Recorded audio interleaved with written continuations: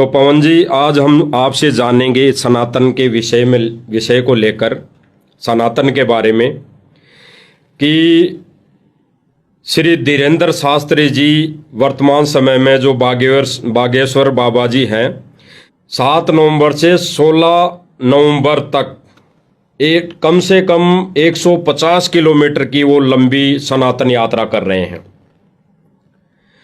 लोगों को सनातन से जुड़ने की और सनातनी बनने का संदेश दे रहे हैं।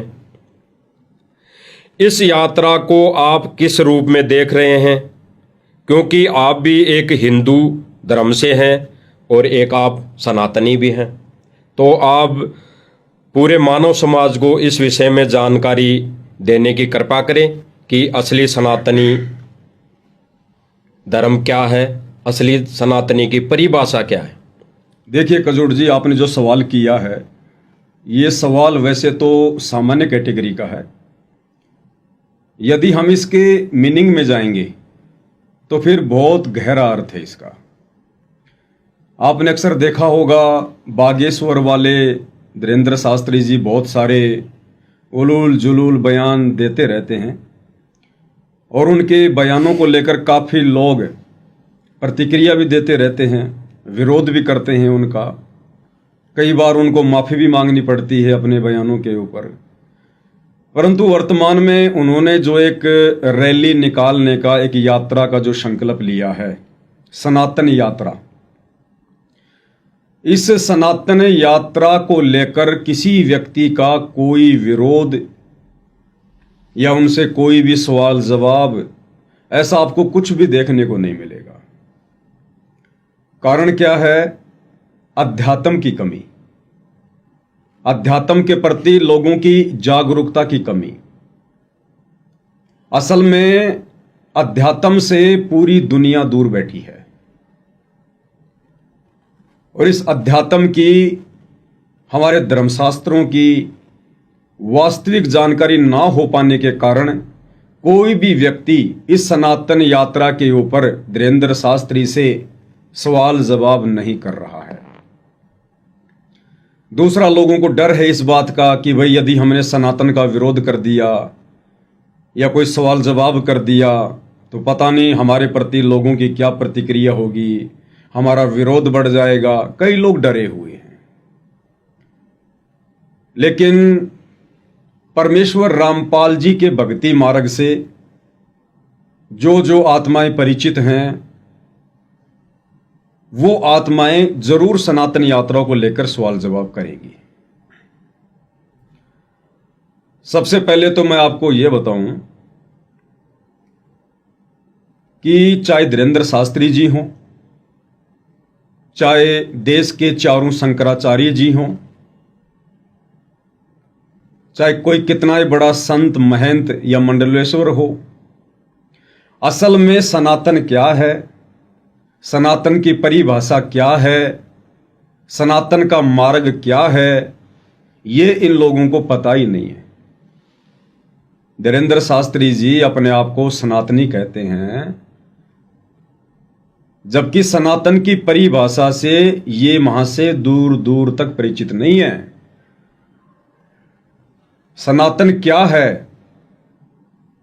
जैसे हमारे पूर्वज अनपढ़ थे, अशिक्षित थे, उन्होंने केवल वेदों के नाम सुने थे, गीता जी का नाम सुना था, लेकिन हमारे पूर्वजों ने कभी ना ही तो वेदों के दर्शन किए, ना कभी गीता जी के दर्शन किए। और समाज का एक वर्ग जिसको ब्राह्मण वर्ग कहते हैं, ब्राह्मण कोई जाति से संबंधित नहीं है, ब्राह्मण सोई जो ब्रह्म पहचान है, यानी आध्यात्मिक क्षेत्र में जो लोग जनता का मार्गदर्शन करते हैं कि भक्ति क्या है, भगवान क्या है, धर्म कर्म क्या है, असल में उसको ब्राह्मण कहा जाता है। तो केवल एक ब्राह्मण वर्ग को शिक्षा ग्रहण करने का, धर्मशास्त्रों की अध्ययन करने का और फिर जनता में प्रचार प्रसार करने का अधिकार था। तो हमारे पूर्वजों ने उस बात को सत्य मान लिया जो बातें उन ब्राह्मणों ने कही। ठीक इसी प्रकार वर्तमान में हमारे देश में जितने भी धर्मगुरु हैं, शंकराचार्य हैं, आचार्य हैं, ये लोग सनातन के बारे में, हिंदू धर्म के बारे में, भक्ति के विषय में जो भी अपनी मनमुखी धारणा जनता में फेंक देते हैं, ये बेचारी नादान जनता सहर्ष उसको स्वीकार कर लेती है। सनातन क्या है? सनातन की वास्तविक परिभाषा वर्तमान में पूरी पृथ्वी पर परम पूज्य सतगुरु रामपाल जी ने बताई है। क्योंकि सतगुरु रामपाल जी का अध्यात्म मार्ग, उनका भक्ति मार्ग उवा बाई के ऊपर केंद्रित नहीं है। मीठी मीठी बातें बताकर लोगों से दान दक्षिणा लेना केवल इसी बात पर आधारित नहीं है। सतगुरु रामपाल जी का सत भक्ति मार्ग शास्त्र अनुकूल है। वे जो भी बातें रखते हैं शास्त्रों के अनुकूल रखते हैं। तो सनातन के विषय में संत रामपाल जी ने बताया कि सनातन धर्म वो है जिस धर्म में चारों वेद, यजुर्वेद, ऋग्वेद, अथर्ववेद और सामवेद, जो समाज इन चारों वेदों के अनुसार भक्ति साधना करता है, मंत्रों का जाप करता है, धर्म कर्म करता है और चारों वेदों का निष्कर्ष श्रीमद् भगवत गीता, उस गीता जी में जो ज्ञान है, जो गीता जी के अनुसार साधना करता है, भक्ति करता है, धर्म कर्म करता है, असल में वो व्यक्ति सनातनी व्यक्ति है। अब कजोड़ जी, सनातन धर्म ये द्वापर की शुरुआत तक तो ठीक ठाक चला था। यानी सतयुग में लोग वेदों के अनुसार साधना करते थे, भक्ति करते थे, धर्म कर्म करते थे। त्रेता युग में भी लोग वेदों के अनुसार धर्म कर्म करते थे, अपनी भक्ति किया करते थे। द्वापर में भी लोग काफी हद तक वेदों के अनुसार साधना करते थे। लेकिन जैसे द्वापर युग समाप्त हुआ, धीरे धीरे सनातन भी समाप्त होने लगा। आपको सतयुग में कोई मंदिर देखने को नहीं मिलेगा। आपको सतयुग में ब्रह्मा विष्णु महेश की साधना पूजा पाठ देखने को नहीं मिलेगी। आपको त्रेता युग में कोई मंदिर नहीं मिलेगा, कोई पाखंडवाद नहीं मिलेगा। आपको कोई ब्रह्मा विष्णु महेश की पूजा साधना देखने को नहीं मिलेगी। लेकिन वर्तमान कलयुग में गांव गांव में मंदिर, नगर नगर में मंदिर, पत्थर के देवों की पूजा, चौराहों की पूजा, भैरव भूत बेताल हनुमान की पूजा आपको सर्वत्र देखने को मिलेगी। तो जो साधना वेदों के अनुसार है, गीता जी के अनुसार है, वो सनातनी पूजा है, वो सनातनी भक्ति है, सनातनी साधना है। अब वेदों में क्या लिखा है, गीता जी में क्या लिखा है? यजुर्वेद अध्याय नंबर 40 और मंत्र नंबर 15, केवल एक ओम मंत्र का जाप करने का विधान है। चारों वेदों में इस ओम मंत्र के अलावा किसी और मंत्र का जाप करने का आदेश नहीं है साधक को। चारों वेदों के निष्कर्ष गीता जी में अध्याय 8 श्लोक नंबर 13 केवल एक ओम मंत्र का जाप करने का निर्देश है। ओम इति एक अक्षर ब्रह्म व्यवहारण माम अनुशमरण ये पर्याति तजन देहम सयाति परमाम गतम। ब्रह्म कहता है कि मेरी साधना का केवल एक ओम नाम का मंत्र है। अंतिम श्वास तक, मरते दम तक जो इस ओम नाम का जाप करेगा वो मेरी वाली परम गति को प्राप्त होगा, वो ब्रह्मलोक में जाएगा। ये है सनातनी पूजा। आज आप मुझे बता दीजिए, देश के चारों शंकराचार्य, धीरेन्द्र शास्त्री जी या अन्य जितने भी आचार्य हैं, संत महंत मंडलेश्वर हैं, क्या इन लोगों की भक्ति साधना का आधार चारों वेद हैं? क्या गीता जी है? कोई तो अपने भक्तों को हरे हरे राम राम रामा रामा हरे हरे, कोई मंत्र देता है राधे राधे राधे राधे, कोई मंत्र दे रहा है राधे राधे श्याम मिला दे, राधे राधे श्याम मिला दे, कोई मंत्र दे रहा है ओम नमो भागवते वासुदेवाय नमः, कोई क्या पूजा बता रहा है, कोई क्या पाखंड करवा रहा है। चारों वेद और गीता जी वर्तमान में इस पृथ्वी पर एकमात्र परम पूज्य सतगुरु रामपाल जी के अलावा किसी भी धर्म गुरु की भक्ति का आधार नहीं है। हम कैसे इन लोगों को सनातनी कह सकते हैं? सनातनी ग्रंथों में जिस भक्ति विधि का वर्णन है, यदि कोई धर्म गुरु उस विधि से अपने साधकों से भक्ति नहीं करवा रहा है, धर्म कर्म नहीं करवा रहा है, तो वो व्यक्ति सनातनी कहलाने का अधिकारी नहीं है। उसको हम सनातनी नहीं कह सकते। दूसरी बात, जो हिंदू धर्म है, हिंदू धर्म कहां से निकला? हिंदू धर्म की उत्पत्ति कैसे हुई? आज 99% हिंदू समाज को भी इस बात का ज्ञान नहीं है। कहने को अपने आप को हिंदू कहते हैं, जरा सी बात पे झंडा उठा लेंगे, डंडा उठा लेंगे, लेकिन हिंदू समाज के 99% लोगों से यदि पूछा जाए कि भाई गीता जी में कितने श्लोक हैं, वो नीची गर्दन कर लेंगे। भाई आप मुझे गीता जी के 4 श्लोक सुनाइए, वो नीची गर्दन कर लेंगे। चारों वेदों के नाम क्या है, 90% हिंदुओं को नहीं पता। हम कैसे उनको सनातनी कहें? कैसे हम उनको हिंदू कहें?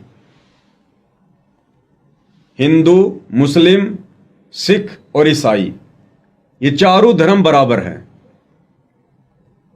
चारों धर्म सनातन से निकले हैं। चारों एक ही बाप के बेटे हैं। सही। जैसे ही द्वापर के बाद में कलयुग शुरू हुआ, सनातनी पूजा का नीचे गिरना शुरू हो गया।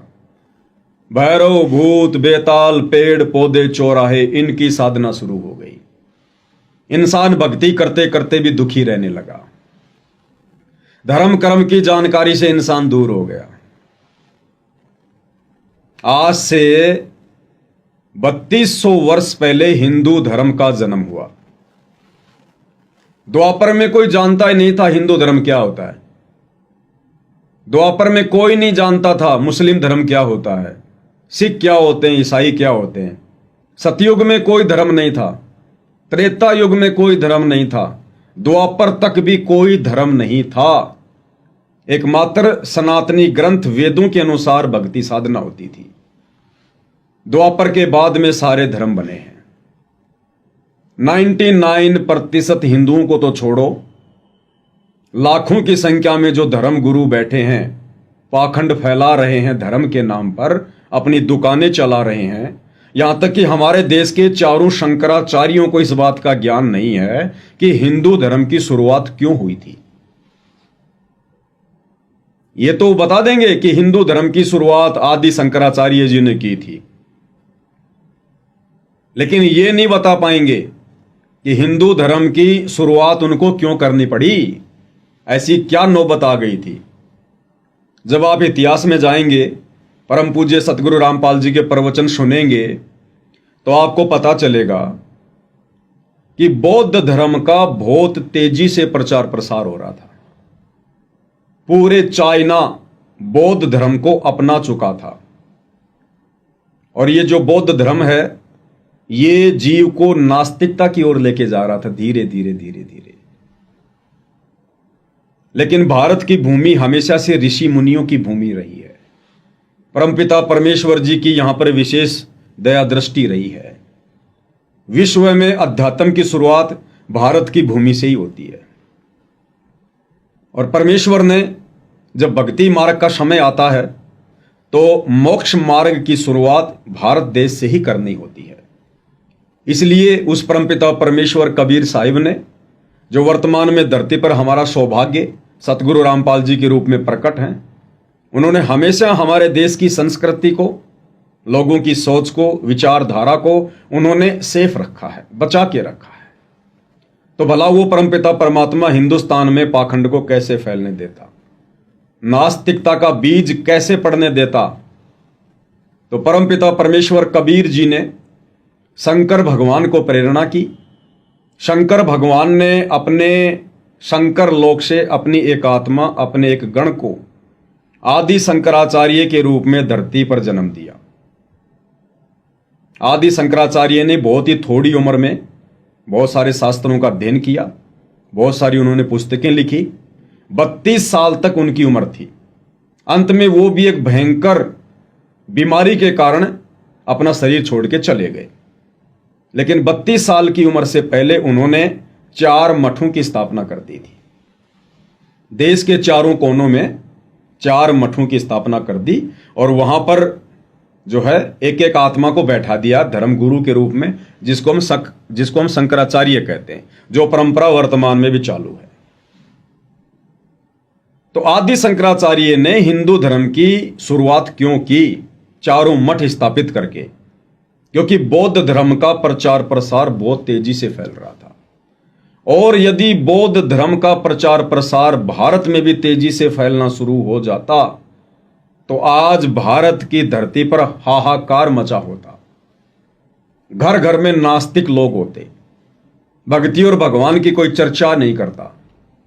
जिस प्रकार आप वर्तमान के जो बौद्ध लोग हैं, आप कभी कभार उनकी विचारधारा सुनते हैं तो वो कहते हैं ना हम ब्रह्मा को मानते, ना हम विष्णु को मानते, ना हम शंकर को मानते, ना हम किसी देवी देवता को मानते। तो ये उनकी छोटी सोच है, घटिया सोच है। वो लोग शास्त्रों से परिचित नहीं है, अध्यात्म से परिचित नहीं है। तो आदि शंकराचार्य जी ने आज से 3200 वर्ष पहले 4 मठों की स्थापना करके भारत में हिंदू धर्म की शुरुआत की।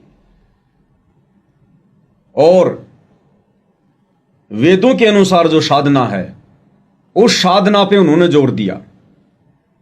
श्री शंकर जी की भक्ति करने पर जोर दिया, जिस कारण से भारत में यह बौद्ध धर्म ज्यादा नहीं फैल पाया और सभी आत्माएं आज नास्तिक होने से बची हुई हैं। तो जो हिंदू धर्म है वो सनातन धर्म से ही निकला है। फिर उसके बाद आज से लगभग 2,500 वर्ष पहले ईसाई धर्म भी सनातन धर्म से ही निकला है। क्योंकि द्वापर, त्रेता, सतयुग में तो कोई धर्म था ही नहीं। तो सभी धर्मों की उत्पत्ति कहां से हुई है? सनातन से। हिंदू धर्म भी सनातन से है, ईसाई धर्म भी सनातन से है। आज से लगभग 1400 वर्ष पहले हजरत मोहम्मद जी ने इस्लाम धर्म की स्थापना की, वो भी सनातन धर्म से है। और चौथा जिसको हम सिख धर्म कहते हैं, तो सिख तो वैसे ही सारे के सारे ये लोग हिंदू हैं। श्री नानक जी के आने से पहले यदि आप इतिहास देखेंगे तो पूरा वर्तमान का सिख समाज ब्रह्मा विष्णु महेश जी की साधना किया करता था। श्री नानक जी खुद श्री विष्णु जी के पुजारी थे, रामकृष्ण के पुजारी थे। आगे चलकर नानक जी ने वेदों से भी ऊपर की साधना साधकों को देनी शुरू की, जिस कारण से अलग से एक ये संप्रदाय चल पड़ा, लेकिन है सनातन से ही निकला हुआ। तो चारों धर्म सनातन से ही निकले हैं। लेकिन वो सनातनी पूजा, वेदों के अनुसार पूजा, गीता जी के अनुसार पूजा ना हिंदू कर रहा है, ना कोई मुसलमान कर रहा है, ना कोई ईसाई कर रहा है, ना कोई सिख कर रहा है। इसलिए हम ये कह सकते हैं कि वर्तमान में श्री धीरेंद्र शास्त्री जी या उनके जैसे अन्य उनके समर्थक जो सनातन यात्रा निकाल रहे हैं, उन लोगों को सनातन की परिभाषा का ज्ञान नहीं है।